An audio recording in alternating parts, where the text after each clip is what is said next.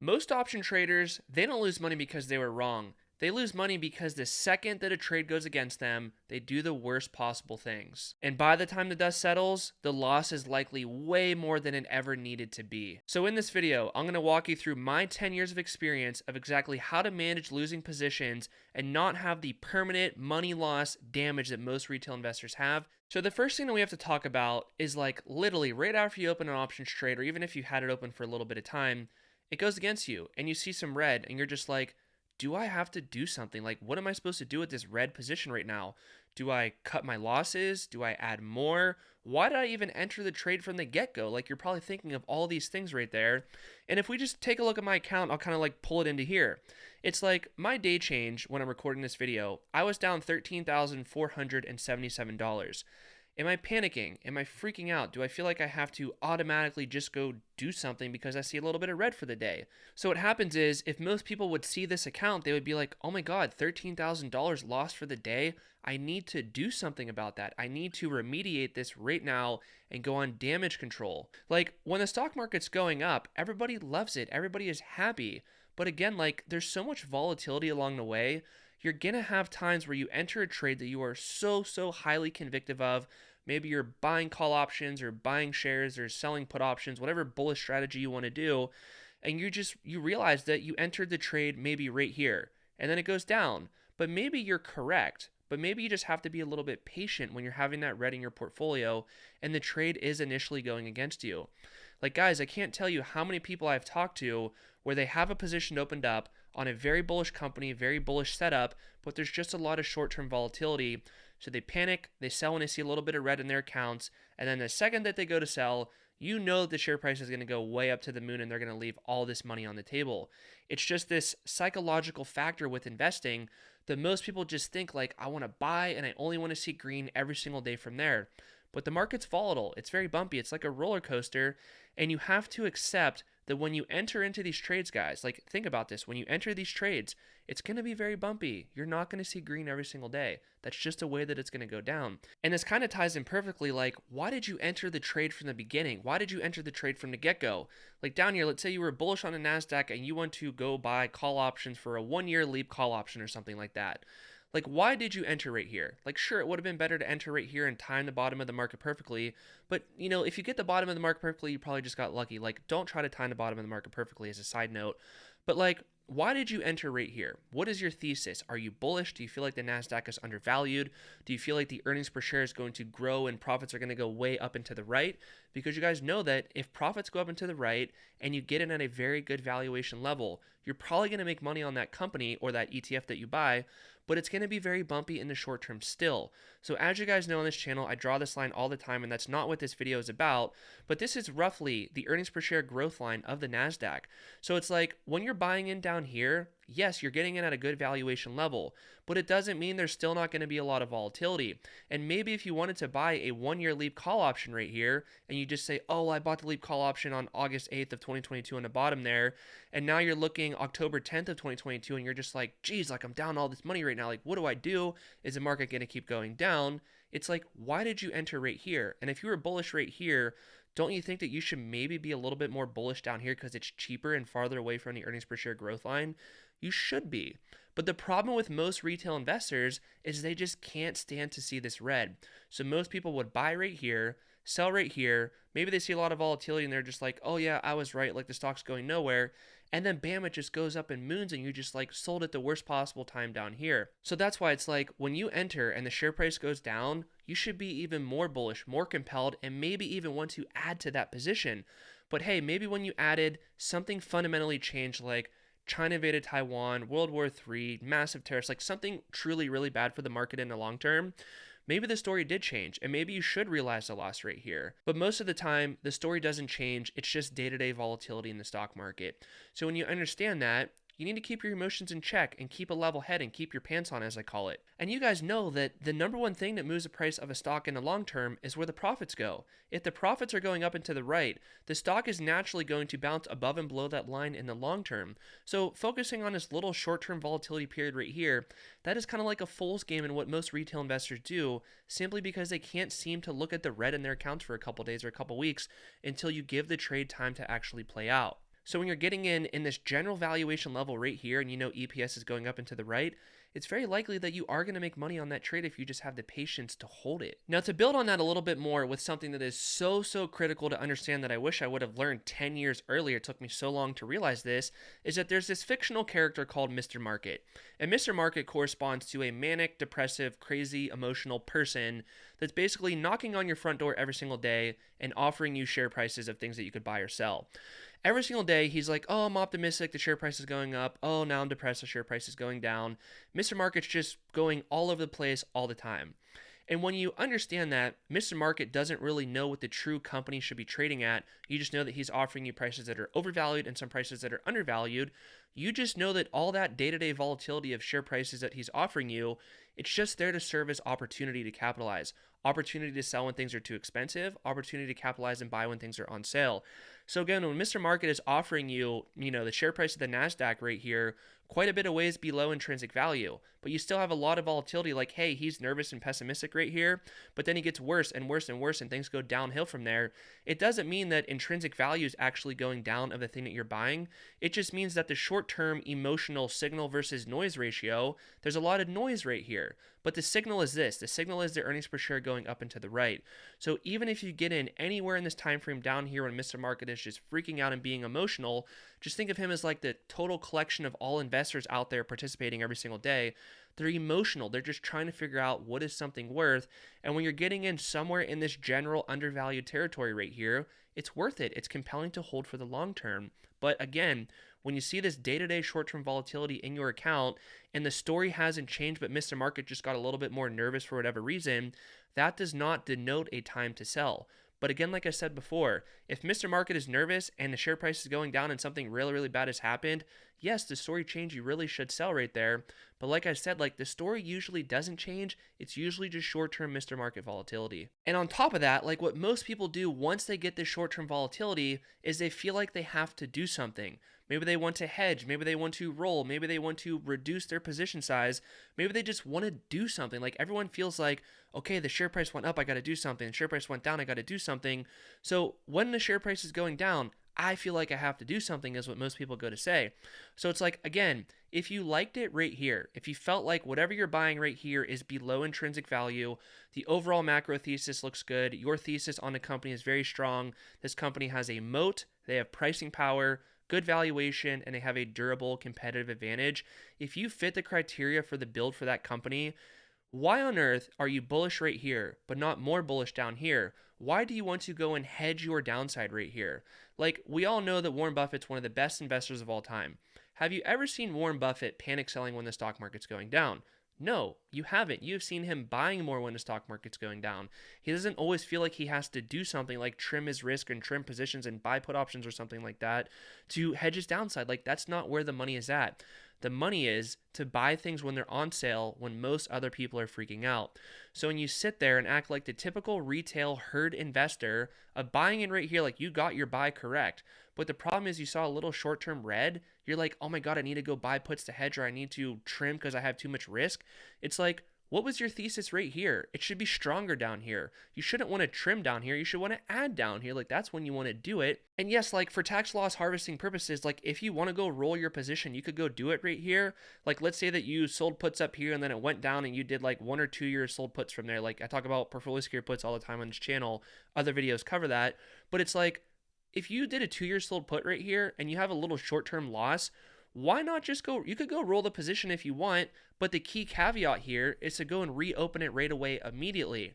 Because if you say, oh, well, I have the sold put right here, I sold it, that's a bullish position, now that the share price went down, I'm in the red, and you're going to be like, oh, well, maybe the market's going to go down more, so I'll close out my sold put right here, realize the loss, and then when the market goes down all the way to this level right here, I'm going to go sell more puts because I'm going to get in at a better price level. The problem with that is what usually happens with most investors is they realize a loss. You got that part right. It's easy to realize a loss, but then they don't enter right away immediately. I'm a huge proponent of usually always re-entering immediately so I don't have to play the game of, hey, when do I re-enter? Am I going to miss the upside? Whatever, all that stuff. I like to re-enter immediately. And again, if I like the sold put up here, I freaking love it down here. So hey, maybe I will even add more sold puts down here because I could get a lower strike price, a further out expiration date. It's technically becoming safer because again, like the longer that you hold these positions for, earnings per share has more time to grow, and you're now at a deeper discount versus where earnings per share growth line is at. The valuation level is cheaper down here. So what you should do is add more. You could roll, you could realize the tax loss, and then just simply be patient and let the trade play out. That is the name of the game with this stuff right here. But most retail investors, they just feel like the market's going down, it's going to keep going down. I need to hedge, I need to trim, I need to do something. But hey, sometimes the best thing to do in the stock market, like this took me many years to realize, but it's like sometimes the best, most important, most profitable thing to do in the stock market is to literally just do nothing. Like sometimes the best thing to do is just let your current positions work and just do nothing and let them ride out.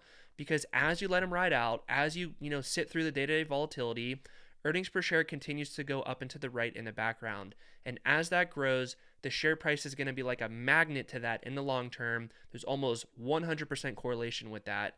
So the longer that you hold, the safer that it's going to become. So everything that we talked about so far, it makes logical sense. You get it. It's not that complicated. But here's the thing. The most retail investors totally screw up and it wipes them out more than anything else. And it really has nothing to do with strategy, nothing to do with anything we really talked about in this video so far. And that is, when an option trade goes against you, your brain is not thinking logically like, what is the best probability thing that I should do right now to make money with this trade? Your brain is in emotional mode thinking, hey, how can I stop feeling stressed going to bed at night knowing that I am deep into red right now and maybe this trade is going to keep going red and red and red after you just listen to all these people online telling you this bearish thesis for why the share price could keep going down. So you kind of like become your own worst enemy. You're believing your emotions, you're believing in people online, you're buying puts at the worst possible time to hedge your downside, you're trimming your position size going even smaller, and you're just doing all of that at pretty much the exact worst possible time. Like people that entered right here, again, maybe they think the share price is going to go up, but then it goes down. They're panicking, they're nervous down here. So they want to buy put options down here at the worst possible time to hedge. They also want to sell their shares like they were undervalued right here. They're even more undervalued right here. So most retail investors literally buy high and they sell low, even if what they were doing was correct. Like I said in the beginning of this video, even though most retail investors are probably directionally right on the stock, their timing is wrong. And the reason why the timing is wrong is because they are not accepting that there's going to be a lot of short-term volatility in the market. Just because you bought right here and then it goes down immediately does not mean that you were wrong. You just need to give it more time for the trade that you were expecting to go up, the share price to go up. You just need to give it time for it to actually play out. So all these frequent adjustments that you're doing in your portfolio where you're seeing a little bit of red, you feel like what you're doing is smart and it's wise and it's the right thing to do, and your brain is telling you like, dude, I don't want to feel stressed about this anymore. Please close out this position. So it's kind of like taking a painkiller in a way because you can't deal with the short-term volatility. But in the stock market, it's always going to be very volatile in the short term, and yes, sometimes it might even be uncomfortable. But as you know, the stock market does not reward feeling comfortable. The stock market rewards patience, buying great companies at good prices and simply being patient and doing nothing. And yes, most retail option traders, they would have such a much, much higher probability of success chance to make way more money on their trades if they would just not stress and look at the day-to-day volatility in the stock market and really just understand like, look, I bought a great company at a good price. I plan to hold it for the long term. The option strategy that I set up, they're all longer duration options, not this 1 or 2, even 3 month option strategies. You accept that the short term, we don't know what the market's going to do.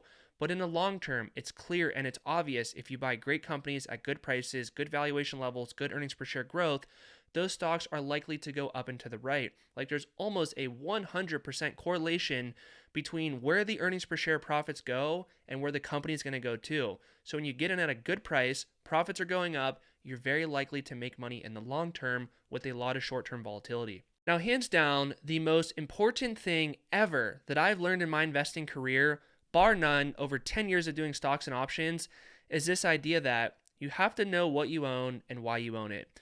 And before you click off this video, you probably have never heard this little 3-minute spiel that I'm going to do for you right now. And mark my words, if I would have heard this when I got started out, my Charles Schwab account would have been many, many, many more millions of dollars because I learned this the hard way. So now I'm giving you this kind of like insider info right now of what most retail investors do. Most people, they simply buy things because the share price is going up. Like, let's just say the NASDAQ right here is pumping to the moon and everybody wants to buy it. Share price is clearly going up and to the right. But what happens right here? On Liberation Day tariffs, where the market falls, what did this fall right here? I think it was like 20% peak to trough. Market went down, 21% peak to trough right there. If you're just simply buying in up here because you just feel like, oh, the market's going up, it's going to keep going up, I'm going to buy call options and sell put options and buy shares and take on margin and just, I'm going to make money, I'm going to be rich. What color Lamborghini am I going to get? And then, bam, this happens right here. Something comes out of left field that no one was expecting, potentially a black swan event, whatever it is. And then bam, you see the shares down 21%.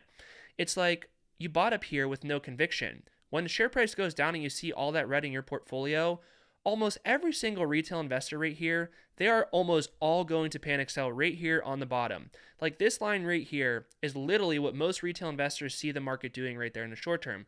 They're nervous, they're panicking, they're freaking out, they're hedging, they're buying puts, they're closing all the bullish stuff out and buying all the bearish stuff. They have no conviction, and that's why. But if you were buying right here and you felt like, hey, maybe the market was a little bit undervalued, you have conviction to hold through this dip right here. So you're not only going to be emotionally okay on this dip, but you're going to want to capitalize. You're going to want to, not let this dip go uncapitalized on. You're going to want to make money on it because you know that, hey, maybe right now we're at intrinsic value based on total valuations, macro thesis, and stuff like that. So it's not like I was buying in at a really good discount rate here, but down here it's obvious things were on sale. But you're never going to have the guts to go buy down here if you don't know what you own and why you own it, besides just simply the share price going up and to the right, and that's why I own it. Now, the 100% game changer thing that I realized 10 years later after doing stocks and options is this idea of how time affects losing positions. Let's break it down really quick. So let's say like most typical retail investors, they're going to go right here and say, oh, well, I'm buying the dip. I'm going to go buy a 2-month call option or something like that. Like, yes, you should be bullish down there, but is 2 month for a call option the right thing to do? Let's break it down right here. So we're looking right here, August 8th of 2022. So we'll go August to September to October 8th of 2022. Literally right here, we'll just say is October 8th. So this little dip right here is like 2 months. The typical person's going to give themselves 2 months for the share price to just go snap back to the earnings per share growth line, which is like intrinsic value-ish, and have time for earnings per share to even go up and to the right. Like in a 2-month period of time, like if we just go from, we'll just say August to September, like 2-month period of time, it's not really going to give any time for EPS to go up and to the right. Like earnings per share literally went up 2.5%. It's really nothing. It doesn't really move the needle to make the share price actually want to go up 2.5%. But in the long term, in this whole 5-year chart, yes, the stock does want to follow that like a magnet. But in this little short 2-month period time frame right here, it's just not enough time for really anything to happen. On top of that, you mean to tell me that when this volatility spike is going to happen and actually just go the other way and make you make money? You're kind of just like betting on a slot machine and you just have no idea if it's going to win or not. You're just doing these little lottery tickets, I guess. But if you would have went right here and bought a 2-year call option, let's just take a look on a percentage basis how much the share price went up in 2 years. So we're going to go from August 8th of 2022 to we'll go to August of 2024. So there's August of 2024 right here, and we'll just do it somewhere around right there. You can see that the share price went up literally 45% in that time frame. Notice the distance between right here and earnings per share. This distance right here shows you how undervalued it was right here. Versus right here, it did rebound and get a little bit closer to intrinsic value. On top of that, in that 2-year time frame, earnings per share went up by roughly 30%. So you have that double bullish tailwind behind you of actually making money with these option trades. But most retail investors, they don't give themselves enough time, and that's why they feel like, oh, when I get this little short-term volatility, I have to close it out, because you simply have no more time to actually realize profits in the trade because you're at the end of the road. You have no more time for it to actually play out. So your time duration for these option contracts is usually what crushes you. And I've talked about this many and many times on this YouTube channel, so please go watch my other videos. It will help you out a lot. But that is pretty much everything I have to say for this video right here. Like, usually most retail investors, they get the directionality right on the stock that they're trying to be bullish on, but the emotional aspect of investing plus the crap timing of the strategies that they do, like the durations of the option contracts, That is what's crushing them the most. Now, this is a perfect time to segue into the next video, which is not worrying about what to do when your contract goes red for the short term, what to do when you're making money and when to take profits. That is so much harder to do than how to manage a losing position like we just talked about in this video here. So if you want to watch that, click right here. The video just popped up, and I'll see you guys later.